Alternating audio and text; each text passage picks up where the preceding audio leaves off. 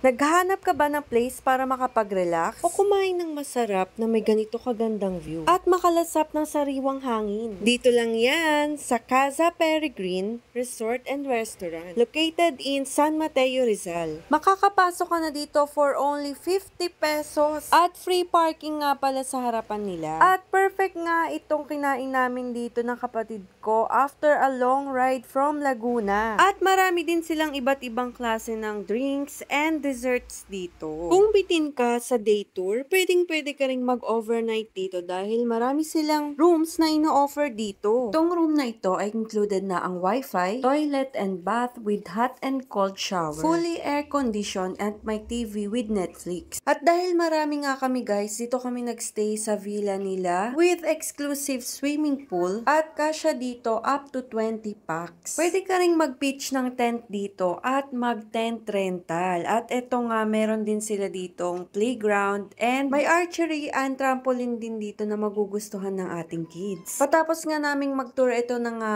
nag-dinner na kami ng masarap na sinigang and chicken, syempre, di ba?